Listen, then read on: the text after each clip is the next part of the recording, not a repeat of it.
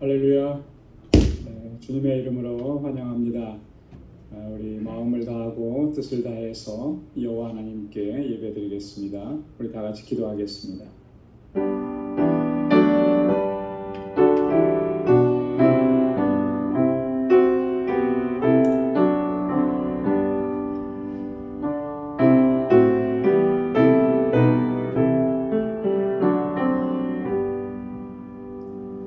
하나님이여, 나를 긍휼히 여기시고 나를 긍휼히 여기소서.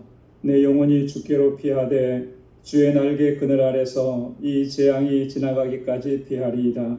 내가 지극히 높으신 하나님께 부르짖으며 곧 나를 위하여 모든 것을 이루시는 하나님께로다. 저가 하늘에서 보내사 나를 삼키려는 자의 비방에서 나를 구원하실지라. 하나님이 그 인자와 진리를 보내시리로다. 하나님이여, 주는 하늘 위에 높이 들리시며 주의 영광은 온 세계 위에 높아지기를 원하나이다. 아멘.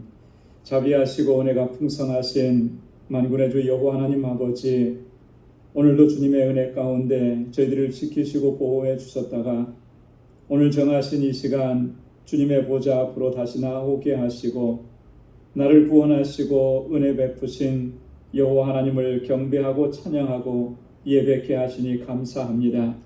우리의 마음을 다하고 힘을 다하여 온전히 주님을 예배할 수 있도록 도와주옵소서. 우리의 허물과 죄악이 아버지 앞에 나아가는 이 길을 가로막지 못하도록 우리 주님의 그 십자가의 보혈로 우리를 깨끗하게 씻어주시고 다시 거룩하게 하여 주옵소서. 우리 가운데 임하시고 이 예배를 받아 주옵시며 예비하신 주님의 은혜와 평강으로 덧입혀 주옵소서. 예수님의 이름으로 기원하옵나이다. 아멘.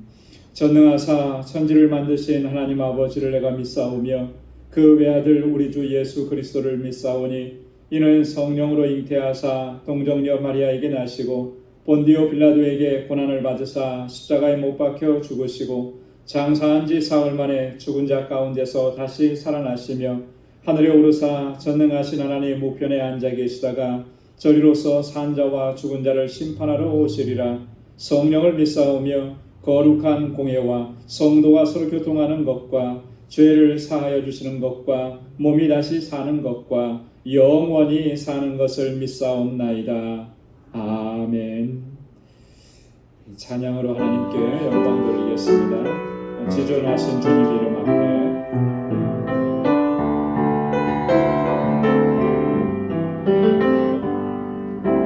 지존하신 주님 이름 앞에 모든 무릎 꿇고 다 경배. 거룩하신 주님 보좌 앞에 엎드려 절하세. 지존하신 주님 이름 앞에 모든 무릎 꿇고 다 경배. 거룩하신 주님 보좌 앞에 엎드려 절하세. 예수는 그리스도,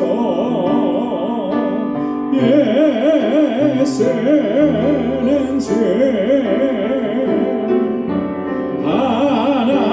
하나님의 영으로 경배드리리.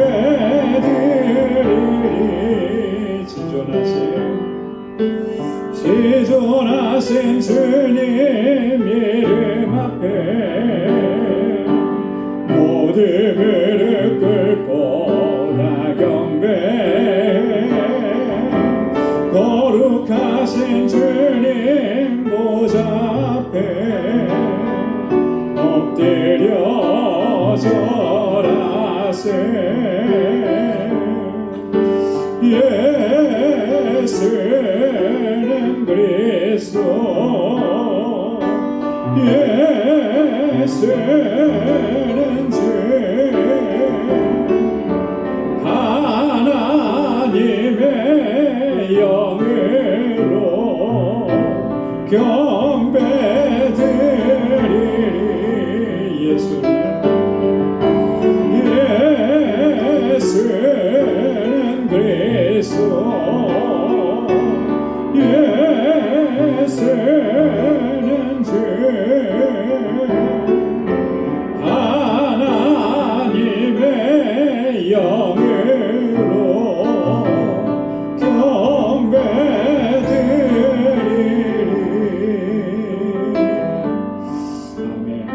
하나님의 영으로 하나님을 경배하는 이 시간 되기를 원합니다.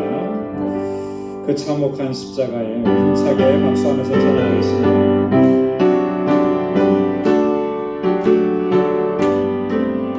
그 참혹한 십자가에 주 달려 흘린 피 샘물같이 늘 흐르니 죄 많은 형제여 값 없어도 다 나와서 내 죄를 고하면 빚는 보다 더 이도록 참 성결 얻으리 나 믿노라 나 믿노라 보혈의 공로를 힘없어도 피 흘리사 날 구원하셨네 그 흉악한 강도는 제 죄를 깨달아 죄 없으신 주 예수를 구주로 믿었네 내 지은 죄 흉악하나 주 예수 믿으면 용서받은 강도같이 곧 용서받으리 나 믿노라 나 믿노라 보혈의 공로를 힘없어도 피 흘리사 날 구원하셨네 온 백성의 죄 사하신 하나님 어린 양 그 십자가 지심으로 온 인류 구했네 저 영원한 새 나라에 다같이 모여서 금검은고 한 곡조로 새 노래 부르리 나 믿노라 나 믿노라 보혈의 공로를 힘없어도 피 흘리사 날 구원하셨네 나 믿노라 나 믿노라 보혈의 공로를 힘없어도 피 흘리사 날 구원하셨네 나 어느 곳에 있든지 늘 마음이 편하다 주 예수 신병 하나 늘 충만하도다 나의 마음속이 늘 평안해 나의 마음속이 늘 평안해 악한 죄 파도가 많으나 마음이 늘 평안해 내 맘에 솟는 영생수 한없이 흐르네 목마름 다시 없으며 늘 평안하도다 나의 맘속이 늘 평안해 나의 맘속이 늘 평안해 악한 죄 파도가 많으나 마음이 늘 평안해 참되신 주의 사랑을 영원치 못하네 그 사랑 내 맘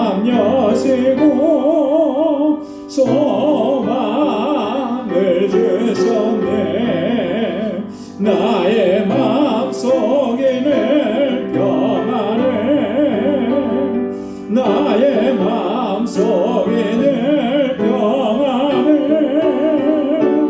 악한 죄 파도가 많으나 마음이 늘 평안해 주 예수 온갖 고난을 왜 몸소 당했나 주 함께 고난 받으면 면류가 높겠네 나의 마음속에는 평안해 나의 마음속에는 평안해 악한 죄 파도가 많으나 마음이 늘 평안해. 아멘. 우리가 세상에서 어떠한 일을 만나든지 주님께서 주님의 주시는 평안으로 우리를 인도해 주실 줄로 믿습니다. 오늘도 그 평강이 저와 여러분들 가운데 늘 가득하기를 주님의 이름으로 축원합니다. 우리 이 시간 다 같이 통성으로 함께 기도하겠습니다. 우리 교회를 위해서 기도해 주시고 세우신 주의 일꾼들을 위해서 기도해 주시고 우리 방주교회가 정말 하나님의 뜻을 잘 감당하는 그런 믿음의 공동체요 아름다운 사랑의 공동체가 되게 하옵소서. 또 우리 사랑하는 우리 자녀손들 믿음 안에서 잘 자라게 하시고 이곳에서 자라나는 우리 어린 심령들 우리 학생들 청장년들 붙들어 주시고 또 우리 교사들에게 하나님 지혜와 능력과 권능과 주님의 은혜를 덧입혀달라고 기도해 주시고 우리 지체들을 위해서 기도하실 때 여러 가지 힘들고 어려운 상황 속에 있는 주님의 백성들 하나님께서 위로와 평강을 주시기를 또 육신의 연약함 때문에 고통 중에 있는 주님의 자녀들 치료해 주시기를 위해서 기도해 주시고 오늘도 주님 앞에 나와서 간절하게 간구하는 우리 모든 기도마다 하나님의 선하신 응답을 허락해 주시기를 이 시간 나가시 통성으로 함께 기도하겠습니다. 하나님 아버지 주님의 은혜와 사랑을 감사합니다. 나의 하나님 아버지 저희들을 이렇게 사랑하셔서 날마다 이렇게 하나님을 경배하고 찬양하는 예배의 자리로 불러주시고 주님을 찬양하게 하심을 감사합니다. 우리의 마음을 다하고 힘을 다하여 하나님을 경배하고 찬양하고 진실하게 하나님 앞에 나아가는 저희들 되게 하여 주옵소서. 거룩한 하나님의 백성으로 삼아주셨사온데 나를 거룩하게 하심을 힘써 지키는 저희들 되게 하옵시고 아버지께서 찾으시는 참된 예배자로 늘 주님을 경배하고 주의 이름을 높이는 저희들 되게 하여 주옵소서. 우리 방주교회를 하나님께서 사랑하셔서 여기까지 인도하시고 지금까지도 하나님 크신 역사 이루어주심을 감사합니다.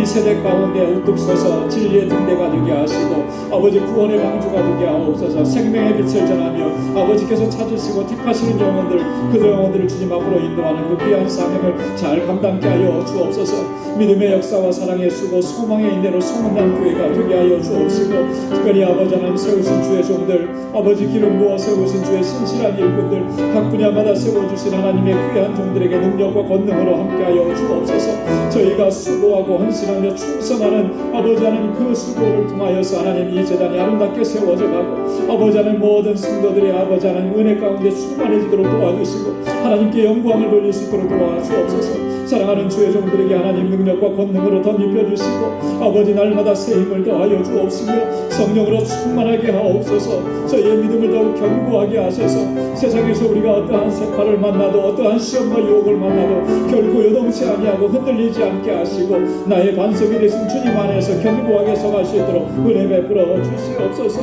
오 하나님 아버지 이곳에서 자라나는 우리 어린 심령들 사랑하는 학생들 우리 청년들 장년들 붙잡아 주시고 저들이 정말 아버지의 주님 안에서 견고하고 든든하게 서서 이 세대 가운데 하나님 믿음의 용사들로 서게 하여 주옵소서. 아버지 저희를 위해서 수고하고 애쓰는 모든 교사들에게 하나님 지혜와 능력으로 함께 하시고 그 주는 은혜를 베풀어 주시며 아버지 말씀으로 양육할 귀한 종을 쉽게 보내어 주시옵소서. 이제 새로운 학교를 맞이하여서 하나님 각자 학교로 돌아갑니다. 우리 사랑하는 자녀들에게 지혜와 명철을 더하여 주시옵소서. 어디에서든지 정말 하나님의 자녀답게 살게 하시고 아버지 말씀 의지하여서 살게 하시고 믿음으로 살아가도록 도와주옵소서.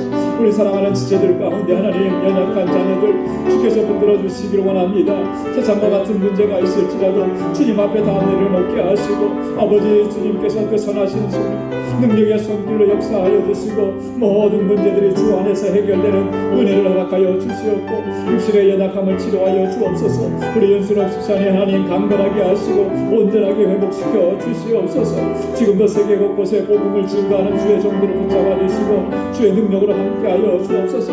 우리 알라메다 방주교를 견고하게 지켜주시고 모든 사역자들에게 능력과 권능으로 함께하여 주셔서 아버지 하나님 이 교회를 통하여서 그 주변에 있는 영혼들이 정말 새 생명을 얻는 놀라운 역사가 있게 하여 주옵시며 아버지 하나님 우리 정국수 선교사님과 아버지 하나님 모든 사역자들에게 그 은혜로 충만하게 채워 주시옵고 알라메다 방주교회가 아름답게 세워져 가도록 도와주옵소서. 우리 떠나온 조국을 하나님 긍휼히 여겨주시고 모든 믿음의 사람들이 일어나 깨어있게 하시며 이 나라 민족을 바르게 이끌어갈 수 있도록 도와주옵시고 위정자들에게 하나님 정말 주님을 두려워할 줄 아는 마음을 허락하여 주옵소서. 아버지 하나님 우리가 살아가고 있는 이 땅에도 하나님 긍휼을 베풀어 주셔서 정말 아버지 우리 믿음의 선조들이 세운 그 신앙의 일선을 잘 이어갈 수 있도록 도와주시고 세계 가운데 하나님의 나라를 세워가고 이끌어가는 귀한 나라가 되도록 역사하여 주옵소서. 오늘도 주님의 말씀 앞에 세워주심을 감사합니다. 우리의 마음밭을 기경하여 주셔서 예비하신 하나님의 말씀으로 우리를 새롭게 하여 주시옵소서.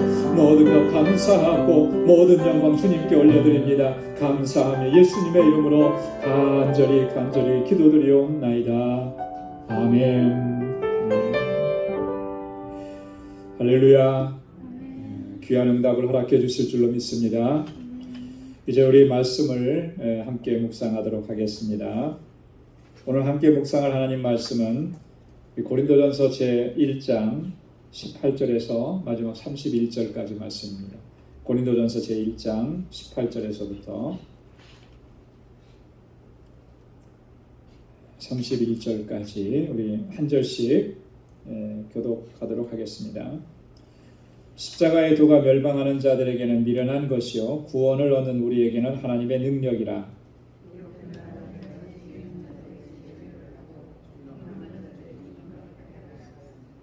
지혜 있는 자가 어디 있느냐 선비가 어디 있느냐 이 세대의 변사가 어디 있느냐 하나님께서 이 세상의 지혜를 미련케 하신 것이 아니냐.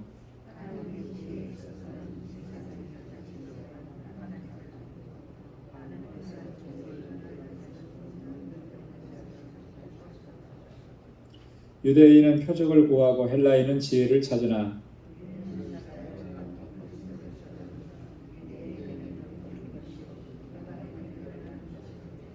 오직 부르심을 입은 자들에게는 유대인이나 헬라인이나 그리스도는 하나님의 능력이요 하나님의 지혜니라.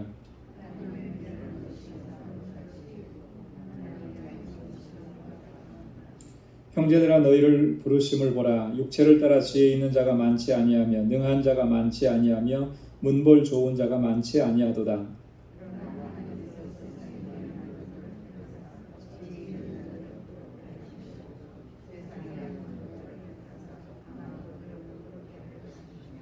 하나님께서 세상에 천한 것들과 멸시받는 것들과 없는 것들을 택하사 있는 것들을 폐하려 하시나니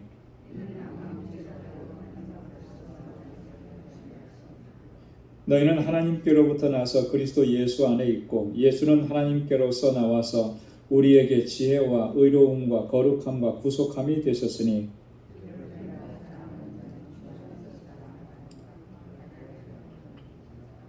아멘. 오늘 함께 공독한 고린도전서 1장 18절로 31절까지 이 말씀 제목을 붙이면은 십자가의 도와 하나님의 지혜라 이렇게 제목을 붙여볼 수가 있겠습니다. 왜 갑자기 십자가의 도를 얘기하고 갑자기 하나님의 지혜에 대해서 얘기할까? 여러분 바로 앞에서 바울이 어떤 부분을 지금 강조하면서 얘기했는지 우리가 기억을 하죠. 고린도 교회의 가장 심각한 문제는 뭐였다고 그랬습니까? 여러 가지 문제가 있었는데 그 중에서도 가장 심각한 것은 파당의 문제, 당파의 문제라고 했어요. 분파주의. 그래서 하마터면 이 교회가 이렇게 분파주의로 인해서 이게 나누어질 수 있는 그런 위기 가운데 있었다라고 하는 것이죠. 거기에 이제 연장선상에 있는 말씀인 것입니다.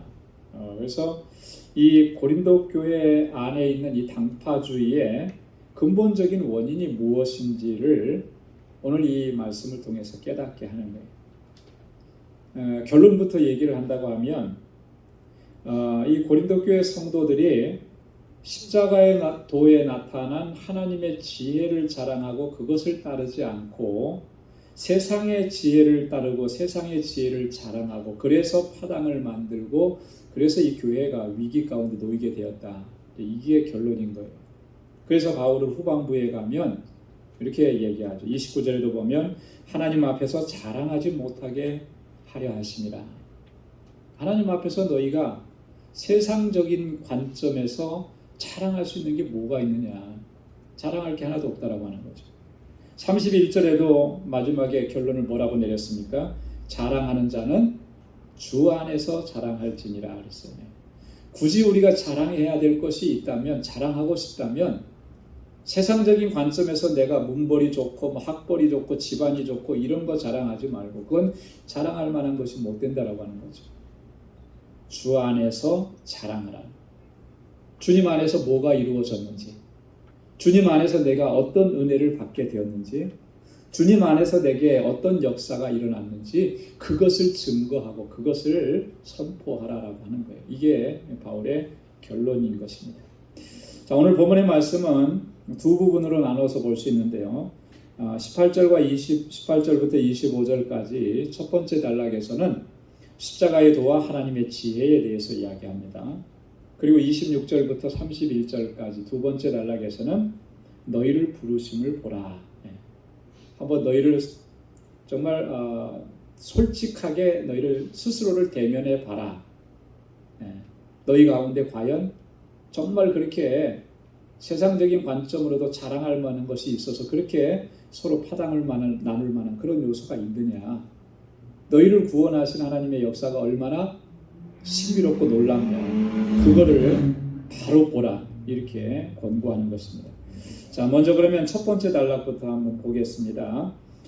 십자가의 도와 하나님의 지혜라 그랬는데 먼저 18절 말씀 우리 한번 같이 읽어볼까요? 18절 다 같이요. 십자가의 도가 멸망하는 자들에게는 미련한 것이요 구원을 얻은 우리에게는 하나님의 능력이라. 아멘.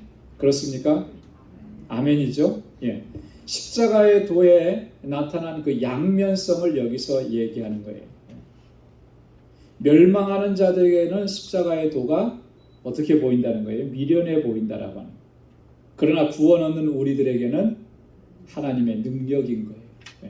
하나님의 능력. 십자가의 도라고 하는 것은 복음을 얘기하는 거죠. 십자가를 통해서 구원받게 되는 진리를 얘기하는 것입니다. 그 십자가 구속의 사건을 얘기하는 거예요. 예수님께서 십자가에 달려 돌아가심으로 인해서 우리의 모든 죄를 사해 주신 거예요.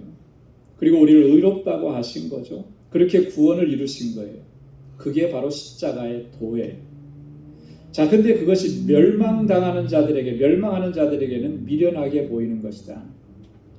이 멸망하는 사람들, 멸망하는 자들, 궁극적으로 구원에 이르지 못하는 사람들을 가리키는 것인데요. 다른 말로 얘기하면 세상적인 가치관을 가지고 살아가는 사람들을 얘기하는 거예요. 세상적 가치관을 가지고 살아가는 사람들은 십자가를 바라볼 때 그거 어떻게 보겠습니까?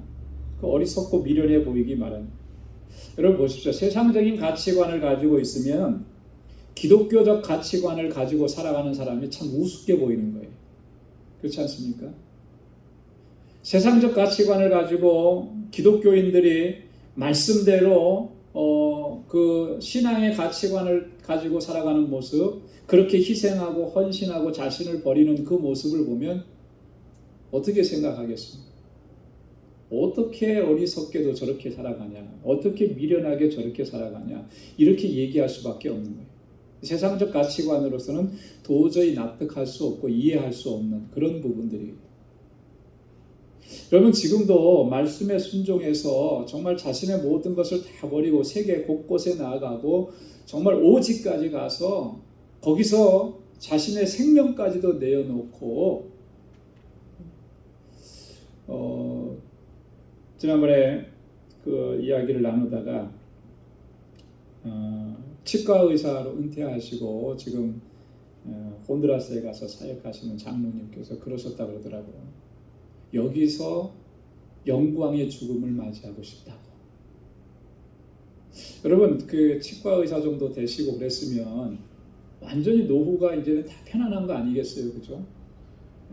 벌만큼 벌어 놓으셨고 뭐 미국에서는 또 연금도 이렇게 많이 나오고 편안한 노후, 돌아가실 때까지 편안하게 지낼 수 있는데 그런 삶을 다 내려놓고 아주 오지로 들어가서 복음을 전하고 그들의 어떤 이 육신적인 연약함도 치료해주고 그러면서 나는 여기서 죽고 싶다는 거예요. 영광스럽게 마지막 죽음을 맞이하고 싶다. 여러분 이 이야기를 들으면 여러분 생각은 어떻습니까? 어떤 것 같아요? 도전이 됩니까? 우리가 어떤 가치관을 가지고 있느냐에 따라서 그것이 도전이 될 수도 있고 어떻게 그럴 수가 있을까? 좀 편안하게 사시지 이렇게 얘기할 수도 있을 거예요. 만약에 우리가 믿음 생활한다고 하면서도 여전히 세상적 가치관을 놓지 못하면 누구나 다 그렇게 반응할 수밖에 없을 겁니다. 근데 그게 사실은 안타까운 거죠. 여러분 세상적 가치관으로서는 우리 기독교적 가치관을 이해할 수가 없어요. 그래서 어리석다고 미련하다고 그렇게 바라보는 것입니다. 그러나 여러분 구원 얻은 우리에게는 그렇지 않은 거죠. 구원받은 우리는 어떻습니까? 그게 도전이 되는 거예요. 그죠? 십자가는 하나님의 능력이 되는 것입니다. 허물과 죄로 죽었던 나 같은 존재를 다시 살리시고 영원한 생명을 얻게 하십니다. 그 역사를 이루시는 거니까 그게 능력이 아니고 뭐겠어요? 사람을 살리는 능력, 영혼을 살리는 능력, 하나님께서 그것을 나에게 은혜로 베풀어 주신 거예요. 그 십자가가 하나님의 능력인 것이죠. 여러분 십자가를 바라보실 때마다 하나님께서 우리 가운데 그와 같이 행하신 놀라우신 능력의 역사를 항상 기억하면서 하나님을 찬양할 수 있기를 바랍니다. 바울은 로마서 1장 16절에서 지난번에 우리가 함께 묵상했는데요. 그렇게 바울이 고백을 했습니다. 내가 복음을 부끄러워하지 아니하노니 이 복음은 모든 믿는 자에게 무엇을 주시는? 구원을 주시는 뭐라 그랬어요? 하나님의 능력이 됨이라. 복음이 바로 십자가의 도안이에요. 우리에게 구원을 주시는 하나님의 능력입니다. 오늘 본문에서도 보면 24절에 또 그랬습니다. 오직 부르심을 입은 자들에게는 유대인이나 헬라인이나 그리스도는 하나님의 능력이라, 하나님의 지혜라 이렇게 말씀합니다. 그리스도의 십자가는 하나님의 능력인 것입니다. 자, 19절부터 20절까지 말씀에는 하나님은 세상의 지혜를 다 미련케 하신다. 여러분 세상적 가치관을 가지고 기독교적 가치관을 가지고 살아가는 사람을 미련하다고 바라보지만 하나님께서 그걸 어떻게 보시느냐. 세상의 지혜를 다 미련하게 하신다라. 그래서 19절 20절 우리 한번 같이 읽어보겠습니다. 다 같이요. 시작. 기록된 바 내가 지혜 있는 자들의 지혜를 멸하고 총명한 자들의 총명을 폐하리라 하였으니 지혜 있는 자가 어디 있느뇨? 선비가 어디 있느뇨? 이 세대의 변사가 어디 있느뇨? 하나님께서 이 세상의 지혜를 미련케 하신 것이 아니뇨? 하나님께서 그렇게 하시는 거예요. 기록된 바 그랬습니다. 기록된 바. 여러분 성경에서 기록된 바 이렇게 신약 성경에서 기록한 것은 구약 성경에 어디에서 기록되어졌다라고 하는 그런 말인데요. 이것은 이사야 29장 14절 말씀을 바울이 인용하는 것입니다. 여기에 보면 그러므로 내가 이 백성 중에 기이한 일 곧 기이하고 가장 기이한 일을 다시 행하리니 그들 중에 지혜자의 지혜가 없어지고 명철자의 총명이 가리워지리라. 이게 참 기이한 일이잖아요. 그죠? 여러분 가끔 가다 보면 정말 똑똑했던 사람인데, 그죠? 정말 똑똑했던 사람인데 그 신체적인 어떤 어려움을 겪고 나서 그 똑똑함을 다 잃어버린 사람들을 간혹 가다 봐요. 그죠? 그러면 참 이상하잖아요. 그렇게 똑똑한 사람이 전교 1등하고 그랬던 사람이 어떻게 저렇게 됐을까? 오늘 하나님께서 그런 거예요. 기이한 일을 보여주겠다. 기이한 일을 행하시겠다. 지금 똑똑하다고 하는 사람, 지금 지혜롭다고 하는 사람, 지금 명철해서 총명하다고 하는 사람, 그걸 다 하나님께서 폐하시겠다라고 하는 거예요. 왜 그렇게 하시는 것이겠습니까? 하나님께서 주신 그 지혜, 하나님께서 주신 총명함을 깨닫지 못하기 때문에 그런 거예요. 하나님께서 그 지혜를 주셨는데, 그렇다면 하나님의 영광을 위해서 사용해야 되는데 그것 때문에 교만해진 거죠. 그것 때문에 스스로 높아진 거죠. 그렇게 높아진 것들에 대해서는 하나님께서 다 꺾으신다라고 하는 그런 의미. 지혜라고 하는 것은 사물이나 어떤 사건이나 상황을 인지하고 이해하는 그런 능력을 지혜라 이렇게 얘기하죠. 총명이라고 하는 것은 분별하는 능력이에요. 그래서 상황이나 사건이 어떻게 되었는지 딱 보고 그것을 잘 분별해내는 능력. 지혜 있는 자 선비 또 변사가 어디 있느냐 이렇게 반문을 하는데요. 여러분 이 반문은 이럴 거예요. 그런 자를 찾아볼 수가 없다. 아무도 없다라고 하는 강한 부정을 얘기하는 겁니다. 하나님께서 보실 때 세상에 지혜롭다고 하는 사람들 그게 과연 지혜로운 것인가? 그렇지 않다라고 하는 거죠. 지혜에 있다라고 하는 말은 우수하고 똑똑하다라고 하는 의미겠죠. 선비라고 하는 말은 영어 성경에는 보니까 학자라 이렇게 표현이 되어 있어요. 학자. 변사라고 하는 말은 어떤 의미일까요? 변사. 변사라고 하는 말은 변론가라고 하는 의미이고 또 다른 면으로는 변호사, 요즘식으로 말하면 변호사 이런 의미예요. 자, 이런 사람들이 어디 있냐? 정말 제일 똑똑하다는 사람들은 아니에요. 그죠? 근데 그런 사람들이 어디 있느냐? 없다. 그들을 다 하나님께서 미련케 하셨다. 여러분 하나님께서 미련하게 하셨다라고 하는 이 말의 의미는 이런 거예요. 이런 세상의 지혜로는 하나님의 구원의 섭리와 역사, 하나님의 지혜가 나타난 그것들을 깨달을 수 없게 하셨다라고 하는 거예요. 여러분 그렇기 때문에 아무리 세상적으로 똑똑하고 지혜롭고 뭐 공부를 많이 했어도 하나님의 지혜를 깨달을 수는 없는 거예요. 그죠? 박사학위가 몇 개가 돼도 하나님의 지혜로 나타내신 구원의 섭리와 역사를 깨달을 수가 없는 거죠. 잘 설명해 주면 저 사람이 깨달을 수 있겠지. 우리가 그렇게 생각하는데 그렇지 않은 거예요. 오히려 잘 설명해 주면 설명해 줄수록 그들에게는 세상적 가치관이 있기 때문에 오히려 우리를 어리석은 사람들로 보는 거죠. 미련한 사람들로 보는 거죠. 오직 하나님께서 그에게 지혜를 주시고 깨닫게 하시는 은사를 주실 때만이 하나님의 지혜를 깨닫게 되는 거예요. 여러분 우리가 뭐 대단해서 하나님의 지혜를 깨달았나요? 우리가 뭐 대단해서 하나님의 구원의 섭리와 역사를 깨달았나요? 그렇지 않잖아요. 하나님께서 나에게 깨닫는 은혜를 주신 거예요. 믿을 수 있는 은혜를 주신 거예요. 그래서 믿게 되었고 깨닫게 되었고 알게 되는 것입니다. 여러분 하나님께서 행하시는 방법은 참 오묘한 거예요. 똑똑하다고 지혜롭다고 그 사람을 통해서 하나님 역사하시는 것이 아니에요. 하나님께서 은혜 주신 사람, 비록 연약하고 어리석고 우둔하고 아무것도 할 줄 몰라도 하나님께서 능력으로 덧입혀 주시는 그 사람을 통해서 하나님께서 귀한 역사 이루어 가시는 줄로 믿습니다. 자, 오늘 21절 말씀에 보니까 그래서 전도에 미련한 것으로 이런 표현을 씁니다. 우리 21절 말씀 함께 다 같이 읽겠습니다. 시작. 하나님의 지혜에 있어서는 이 세상이 자기 지혜로 하나님을 알지 못하는 거로 하나님께서 전도에 미련한 것으로 믿는 자들을 구원하시기를 기뻐하셨도다. 하나님의 지혜에 대해서는 세상이 자기 지혜로는 하나님을 알지 못한다. 그렇죠? 자기 지혜로는 물리학으로 무슨 논문, 박사 논문을 몇 개 썼어도 그런 지혜로는 하나님의 지혜를 알 수가 없는 거예요. 왜 그렇겠습니까? 하나님께서는 이미 자신을 알 수 있도록 세상 가운데 자신을 다 계시해 주셨어요. 그렇죠? 여러분 하나님을 어떻게 알 수 있습니까? 하나님을 알 수 있는 방법은 두 가지예요. 첫째는 자연을 통해서, 둘째는 계시의 말씀인 성경을 통해서. 그래서 자연을 통해서 하나님을 알 수 있는 것은 자연 계시라 그래요. 이 자연 만물 속에 하나님께서 자신의 능력을 담아 두신 거예요. 그래서 여러분 정말 놀라운 그런 이 우주 만물을 보면서 여러분 그 속에서 뭘 찾습니까? 믿지 않는 사람들은 그저 놀라기만 하죠. 대단하다. 그러나 믿는 사람들은 그 안에서 뭘 찾아요? 하나님의 능력을 찾는 거죠. 그죠? 하나님께서 하신 역사를 찾는 거예요.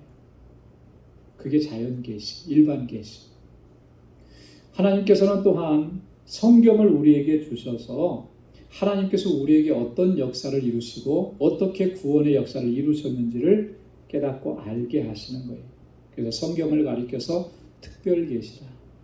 여러분 이렇게 하나님은 자신을 나타내 주셨는데 세상은 자기 지혜로 그것을 하나님을 보지 못하는 거죠. 깨닫지 못하는 거예요. 알 수 없게 되었다는 거예요. 왜 그러냐면 하나님 앞에 범죄하고 타락했기 때문에. 범죄하고 타락. 스스로는 지혜롭다고 하지만은 우준한 자가 된 거예요. 세상의 이치는 깨달았다고 하지만은 하나님의 이치는 깨닫지 못한 거예요. 왜? 범죄했기 때문에. 그로 인해서 타락했기 때문에. 하나님과 교제하고 하나님과 함께 소통하고 그럴 수 있었던 능력을 상실해 버린 거죠. 에덴 동산에 있을 때 범죄하기 전에 아담과 하와는 어떠했습니까? 하나님에 대해서 공부를 해야만 알 수 있었을까요? 우리처럼 뭐 신론이 어떻고 기독론이 어떻고 뭐 그런 거 배워야만 하나님을 알 수 있었을까요? 그렇지 않아요. 그죠? 그냥 하나님을 아는 거예요. 하나님께서 그런 하나님을 아는 지혜를 다 주신 거죠. 그리고 하나님과 늘 교제하고. 근데 범죄한 이후에는 그게 불가능해진 거예요. 그 능력을 상실해 버린 거예요. 그래서 하나님께서 은혜 주시고 하나님께서 구원의 은총을 베풀어 주시지 않으면 하나님을 알 수가 없어요. 세상이 아무리 똑똑해도. 그런데 하나님을 알 수 있게끔 하기 위해서 하나님께서 주신 방법이 하나 있는데 그게 뭐냐면 전도라고 하는 겁니다. 전도. 근데 전도라고 하는 것이 하나님 편에서 보실 때는 참 미련해 보이는 거죠. 그래서 전도에 미련한 것으로 이렇게 표현해요. 전도하는 게 미련하다 이런 의미가 아니고 하나님 편에서 보실 때 전도해서 복음을 전하고 말씀을 전하게 해서 저들이 그 말씀을 듣고 깨닫고 하나님을 찾고 하나님께 영광 돌리고 이렇게 하는 과정들 사실 하나님 편에서 보면 그렇게 하실 필요가 없는 거죠. 원래부터 하나님은 인간을 창조하실 때 하나님을 알 수 있는 지혜 다 주셨는데 인간은 그걸 상실해 버렸고요. 그죠? 그리고 지금이라도 하나님은 말씀으로 온 우주 만물을 창조하셨는데 그죠? 하나님께서 이 사람을 구원하시기로 작정하셨다면 지금 말씀 한마디로 믿으라고 하면 믿을 거예요. 그죠? 그런데 그렇게 하지 않았습니다. 전도하게끔 하신 거예요. 말씀을 전하게끔 하신 거예요. 자, 그래서 바울이 로마서 10장 17절에서 그렇게 이런 하나님의 섭리와 역사를 이렇게 설명을 했습니다. 그러므로 믿음은 들음에서 나며 들음은 그리스도의 말씀으로 말미암았느니라. 로마서 10장 14절 15절 그 앞에서는 또 이렇게 얘기합니다. 그런즉 저희가 믿지 아니하는 일을 어찌 부르리요 듣지도 못하는 일을 어찌 믿으리요 전파하는 자가 없이 어찌 들으리요 보내심을 받지 아니하였으면 어찌 전파하리요. 전해주는 사람이 없는데 어떻게 들을 수 있겠느냐. 그죠? 전파하는 자가 없는데 어떻게 들을 수가 있겠느냐. 하나님께서 섭리하신 것은 그거예요. 전파하게 하신 거예요. 전하게 하신 거예요. 그래서 듣게 하시고 그것이 들려졌을 때 하나님께서 주신 그 믿음이 그 안에서 반응을 하는 거죠. 그래서 하나님 앞에 돌아오게 하시는 이게 하나님께서 사람을 구원하시고 하나님의 백성으로 삼으시는 하나님의 섭리와 역사라고 하는 겁니다. 그래서 우리가 어떻게 해야 되는 겁니까? 어떻게 해야 되겠어요? 듣든지 아니 듣든지 우리는 말씀을 전해야 하는 거예요. 전도해야 하는 것입니다. 하나님께서 누구를 택하셨는지 우리가 안다면 그 사람에게만 말씀 전하면 될 거 아니에요. 그죠? 근데 그건 모르게 하셨어요. 이게 하나님의 비밀입니다. 신비예요. 그 사람이 언제 구원을 받을지 그것도 모르게 하셨어요.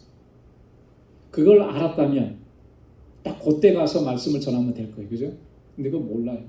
이게 하나님의 신비입니다. 그래서 우리는 때를 얻든지 못 얻든지 말씀을 전해야 하는 거예요. 그게 하나님의 섭리라. 자, 그 다음에 우리 22절에서 24절까지 십자가에 못 박히신 그리스도에 대해서 이야기합니다. 다 같이 한번 읽어볼까요? 시작.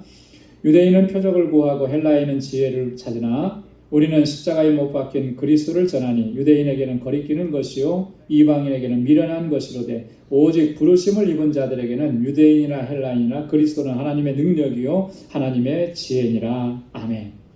자, 우리는 누구를 전한다 그랬습니까? 십자가에 못 박히신 그리스도를 전한다. 왜 십자가에 못 박히신 그리스도를 전하는 것이겠습니까? 구원의 능력이기 때문에. 구원의 능력이기 때문에. 십자가에 못 박히신 그리스도께서 우리를 구원하셨기 때문에. 자, 그런데 유대인들은 뭘 구한다 그랬죠? 표적을 구한다. 유대인들은 표적을.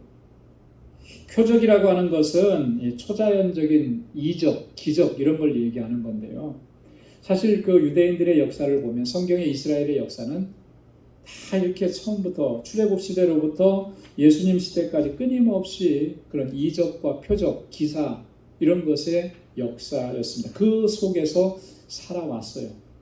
그렇기 때문에 자연적으로 유대인들은 뭘 구하냐면 표적을 구하는 거죠. 그래서 예수님께서 천국의 복음을 전하셨을 때도 이 당시의 종교 지도자들이라고 하는 사람, 이런 사람들이 예수님 앞에 나와서 뭘 보여달라고 했습니까? 표적을 보여달라. 무슨 표적을 보여달라는 거예요? 당신이 메시아면 메시아인 표적을 좀 보여달라. 자, 그때 예수님께서 너희에게는 어떤 표적밖에는 보일 것이 없다 그랬습니까? 요나의 표적밖에는 보일 것이다. 요나의 표적이 뭘 가리키기 때문에? 요나의 표적이 뭘 가리키는 거죠? 예수님의 죽음과 부활을 상징하기 때문에 그런 거예요. 요나가 큰 물고기 뱃속에 들어가서 3일 동안 죽음 가운데 있었던 것은 예수님께서 십자가에 달려 돌아가시고 3일 동안 무덤 가운데 계셨던 것을 예표하는 겁니다. 요나가 거기서 죽었습니까? 다시 살아났죠. 다시 살아난 것은 예수님께서 무덤을 깨뜨리고 부활하신 것을 상징을 하는 거예요. 요나의 표적만큼 예수님을 더 잘 알려줄 수 있는 표적은 없다라고 말씀하신 거예요. 근데 그것조차도 깨닫지 못한 것이 당시의 유대인들이었던. 유대인들은 이처럼 표적을 구합니다. 그러니까 그런 표적이 나타나지 않으면 다 어리석은 것들이 되는 거죠. 십자가는 유대인들에게는 꺼리는 것이 되는 거예요. 그러면 유대인들의 입장에서 십자가는 뭐예요? 사형 도구잖아요. 그리고 메시아가 십자가에 달려 돌아가셨다, 죽었다? 이건 상상할 수도 없는 거죠. 그러니까 십자가에 도라고 하면 그건 거리끼게 되는 거죠. 받아들일 수가 없는 거죠. 자, 헬라인들은 뭐를 찾는다 그랬습니까? 지혜를 찾는다 그랬습니다. 지혜를. 여러분, 헬라인들은 이 철학이 굉장히 발달되어 있죠. 그죠? 그래서 철학 속에서 그들은 만물의 근원을 찾고 인간의 모든 그 문제를 해결하는 답을 찾고 그랬어요. 아덴 사람들 같은 경우는 새로운 사상을 이야기하고 논하고 이런 것 외에는 다른 데다 시간을 쓰지 않았다. 바울이 아덴 사람들에게 복음을 전할 때 철학적 방법으로 접근을 했었던 적이 있었잖아요. 물론 그것을 통해서 실패를 경험을 하죠. 그리고 나서 바울이 결단합니다. 예수 그리스도 외에, 예수님의 십자가 외에 내가 다른 것을 알지 아니하기로 작정했다. 이렇게 이야기하는 거예요.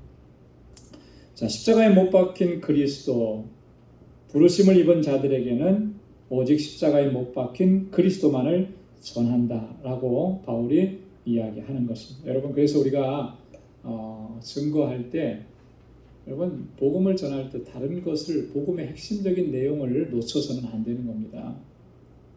물론 우리 교회 한번 나와 보십시오. 이런 게 좋습니다, 저런 게 좋습니다 이야기할 수는 있죠. 그래서 교회까지 올 수 있어요. 그래도 교회까지 나온 그 심령을 향해서 우리가 정말 여기까지 교회까지 온 것은 얼마나 참 놀라운 일이에요, 그죠? 그런데 그 심령 속에 예수 그리스도 십자가 구속의 은혜의 사건이 들어가지 않아서 놓쳐버리게 되면 그것처럼 안타까운 일이 없는 거예요. 교회는 항상 그래요. 십자가의 복음을 전해야 합니다. 십자가의 구속의 은혜를 전해야 하는 것입니다. 그것이 내가 구원받은 하나님의 은혜고 하나님의 역사이기 때문에. 그래서 우리는 누구를 만나든지 나를 구원하신 그 하나님의 놀라우신 구속의 역사, 그것을 증거하고, 그래서 그 사람도 하나님의 구원의 은혜 가운데 거할 수 있도록 이렇게 예수 그리스도의 십자가의 복음만을 증거하는 우리 모두가 될 수 있기를 소망합니다.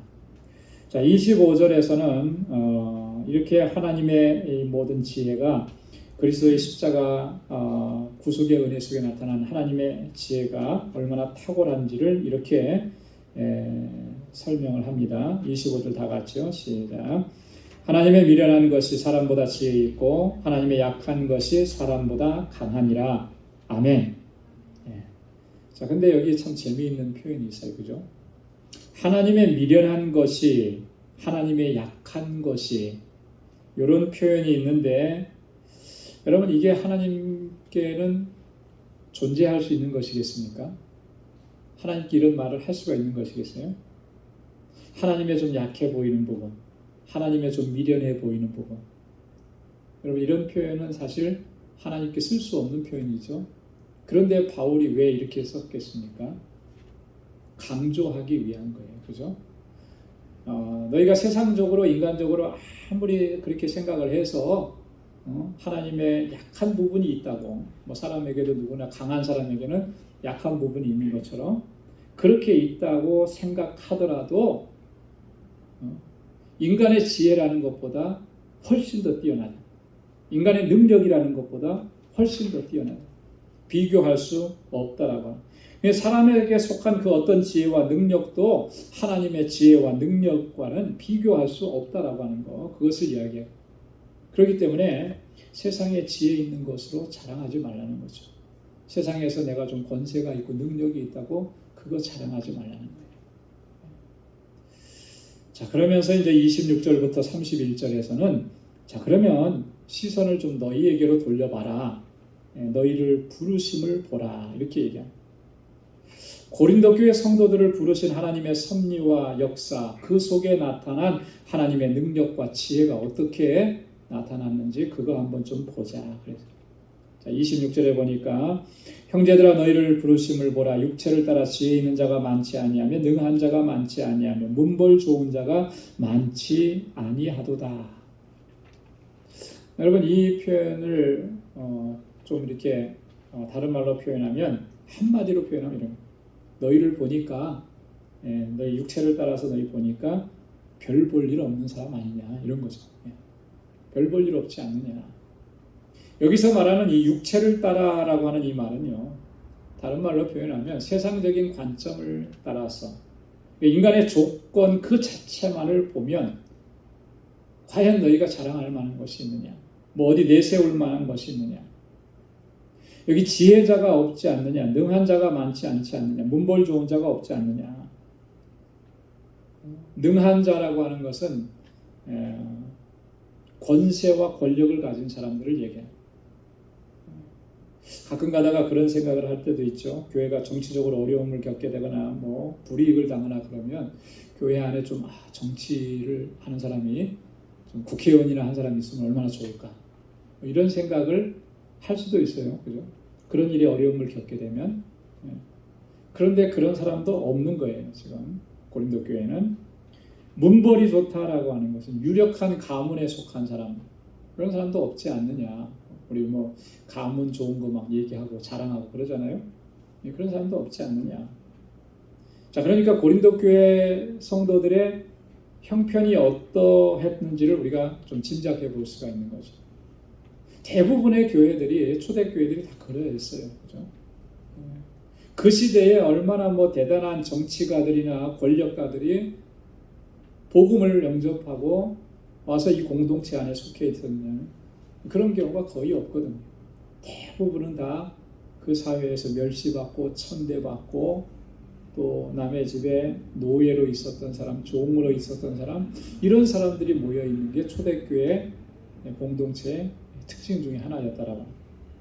고린도 교회 성도들 너희도 별반 다르지 않다라고 하는 것을 이야기하는 겁니다.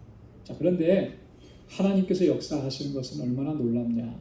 하나님의 방법은 이렇게 세상적으로는 보잘것없고 세상적으로는 아무런 자랑할 것이 없는 그런 사람들을 들어서 하나님 사용하신다. 27절부터 29절까지 말씀 보면 우리 한번 같이 읽어볼까요? 27절에서 29절 다 같이요. 그러나 하나님께서 세상에 미련한 것들을 택하사 지혜 있는 자들을 부끄럽게 하려 하시고 세상에 약한 것들을 택하사 강한 것들을 부끄럽게 하려 하시며 하나님께서 세상에 천한 것들과 멸시받는 것들과 없는 것들을 택하사 있는 것들을 패하려 하시나니 이는 아무 육체라도 하나님 앞에서 자랑하지 못하게 하려 하심이라. 아멘. 하나님의 택하심은 굉장히 역설적이에요. 역설적. 자, 하나님이 어떤 사람을 택하셨다고 그랬습니까? 미련한 자들, 연약한 자들, 천한 자들, 멸시받는 자들, 없는 자들, 이런 사람들을 택하셨다라고 하는 거예요. 여러분, 택함이라고 하는 것 입장에서 보면 여러분 이게 세상적인 이치 또 세상적인 보편적인 그런 방법하고는 완전히 정반대잖아요. 그죠? 나에게 뭔가를 선택할 수 있는 권리를 주면, 우선권을 먼저 주면 그럼 뭘 선택하겠습니까? 당연하게 능력 있는 것을 선택하죠. 그죠? 내 앞에 뭐 예를 들어서 이렇게 돈을 이렇게 놓고요, 5불짜리, 10불짜리, 20불짜리, 100불짜리 놓고 선택하라 그러면 뭐 선택하시겠어요? 당연히 100불짜리 선택해야죠. 제일 큰 거로. 어떤 분이 그러더라고요. 누군지 제가 이름은 기억이 안 나는데 항상 그렇게 해놓으니까 제일 작은 걸 선택했대요. 5불짜리. 사람들이 신기하니까 계속 그렇게 하는 거예요. 어떤 사람이 그 어린 꼬마에게 물어보면 너 왜 돈의 가치를 잘 모르냐? 이게 얼마짜리가 얼마짜리인지 모르냐? 그랬더니 안 되는 거예요. 근데 왜 자꾸 5불짜리만? 얘가 너무 똑똑한 거죠. 자기가 만약에 100불짜리를 집어가면 더 이상 이걸 안 할 거 아니냐고. 내가 5불짜리를 집어가니까 신기하니까 계속 하는 거 아니냐고. 그래서 내가 돈을 더 많이 벌 수 있다. 이렇게 얘기를 하더라는 거예요. 그런 경우가 아니라면 당연히 사람은 선택한 권한이 주어졌을 때 능력 있는 사람을 선택하는 거죠. 내가 회사의 오너라면 신입사원을 뽑을 때 어떻게 뽑겠습니까? 당연한 거예요. 그죠? 능력을 보고 뽑는 거죠. 경험이 있느냐를 보고 뽑는 거죠.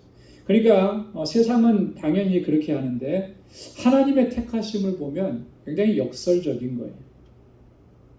다른 건 차치해 두고라도 예수님께서 12제자를 선택하셨을 때 여러분 어떤 사람들을 선택하셨습니까? 그 시대에 정말 요즘식으로 말하면 서울대학교 나온 사람? 이런 식으로 뽑지 않은 거예요. 그죠? 갈릴리 사람들을 주로 뽑았습니다. 갈릴리 사람들은요, 유대인들, 예루살렘에 있는 유대인들에게는 아주 멸시천대를 받던 사람들이에요. 갈릴리에서 뭐 선한 것이 나겠느냐, 그렇게까지 얘기를 했잖아요. 어부들입니다. 어부들. 세리를 뽑았습니다. 여러분 이렇게 정말 그 시대에는 누구도 알아주지 않는 이런 사람들을 예수님께서는 제자를 뽑으셔서 그들을 통해서 세계를 복음으로 움직이신 거예요. 이게 하나님의 택하심의 역설이라고 하는 거예요. 여러분 그렇기 때문에 우리를 택하실 때도 하나님 마찬가지인 거예요. 만약에 세상의 이치를 따라서 그런 세상의 원리를 따라서 그렇게 선택했다면 과연 그런 하나님의 선택을 받을 사람이 과연 우리 가운데 몇 명이나 있을까? 여러분 자신 있겠습니까? 세계에서 최고만 뽑는다고 하셨을 때 나는 과연 하나님 앞에서 뽑힐 자신이 있었을까? 저는 자신이 없어요. 하나님께서 그렇게 택해 주시지 않은 게 얼마나 감사한 줄. 연약한데도 부족한데도 아무것도 없는데도 하나님께서 택해 주신 것. 그게 하나님의 택하심의 은혜라고 하는 거예요. 고린도 교회 성도들에게 지금 너희는 그걸 바로 알아야 된다. 자, 그렇게 하면 그걸 바로 알면 뭐라 그랬습니까? 하나님 앞에서 자랑할 것이 있겠느냐? 없다라고 하는 거죠. 내세울 것이 없는 거예요. 그런데도 우리가 뭘 자랑하려고 자꾸 하겠습니까? 인간적인 관점에서 자꾸 자랑하려고 하니까 항상 문제가 발생하게 된다라고. 여러분 하나님의 이 역설적인 택하심의 목적이 뭐겠습니까? 오늘 분명하게 말씀하잖아요. 이렇게 세상에서는 미련한 사람들, 어리석은 사람들을 택하셔서 지혜 있는 자들과 강한 자들과 있는 자들을 부끄럽게 하시고 그들을 패하시기 위해 놀라운 하나님의 심판인 것입니다. 여러분, 왜 그들을 패하려고 하는 거겠어요? 지혜 있는 자들을 왜 패하고? 왜 세상적으로 능력 있는 사람들을 패하시려고 하는 거예요? 세상에 있는 자들을 왜 패하시려고 하는 거겠어요? 여러분, 그 있는 것 가지고 자신의 힘을 또 자신의 지혜 이런 걸 가지고 그들의 마음이 높아지고 교만해졌기 때문에 그런 것을 허락해 주신 분은 하나님이신데 나에게 그것을 허락해 주신 하나님의 은혜를 알지 못하고 하나님께 영광 돌리지도 아니하고 그것으로 인해서 자신을 높이고 자신을 자랑하게 됩니다. 여러분, 성경에서 우리가 끊임없이 반복적으로 교훈하는 게 여러분 그렇잖아요. 하나님은 교만한 자들을 반드시 꺾으신다. 마음이 높아진 자들은 반드시 꺾으신다. 창세기 11장의 바벨탑 사건은 아주 큰 교훈입니다. 여러분, 바벨탑을 쌓았던 사람들, 그 탑을 왜 쌓았습니까? 하나님에게까지 높아지리라는 거예요. 하나님에게까지 올라가자.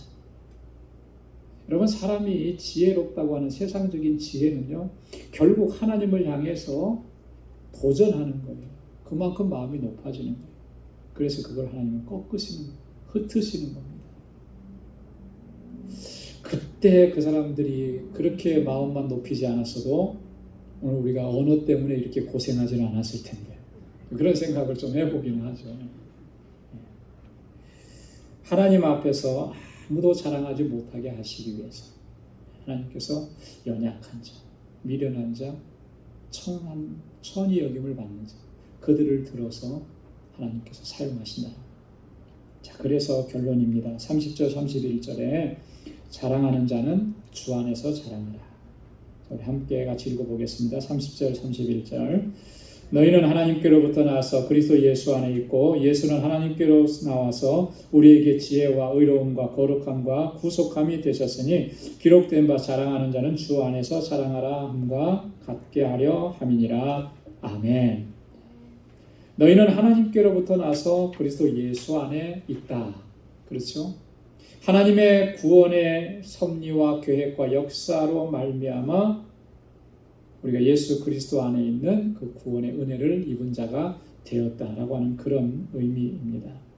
자, 그런데 여기 보면 예수님은 하나님께로 나와서 우리에게 지혜와 의로움과 거룩함과 구속함이 되셨다. 예수님은 우리에게 지혜, 의로움, 거룩함, 구속함이 되셨다. 이렇게 네 가지를 얘기하는데요. 사실은 우리 번역이 약간 좀 잘못된 거예요. 지혜와 의로움과 거룩함과 구속함 네 가지를 얘기하는 것이 아니라 여기서 주 강조점은 지혜입니다. 그리스도 안에 있는 하나님의 지혜. 자, 그리고 의로움과 거룩함과 구속함이라고 하는 것은 그 지혜의 내용들인 거예요. 무슨 말씀인지 알겠죠? 그 지혜가 뭐냐라고 했을 때 이 세 가지로 설명을 한 거예요. 자, 그러니까 우리 성경이 번역한 게 약간 좀 의미가 다르죠. 예. 영어 성경에도 보면 NIV에 보면 아주 명확합니다. 그러니까 wisdom from God, that is our righteousness, holiness, and redemption 이렇게 돼 있어요. 자, 각각 세 가지가 됩니다. 그죠? 예.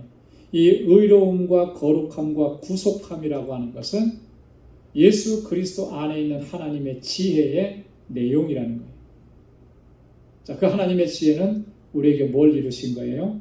우리의 의로움을 이루시고 우리의 거룩함을 이루어 주셨고 우리를 구속하신 것이다 라고 하는 그런 의미입니다.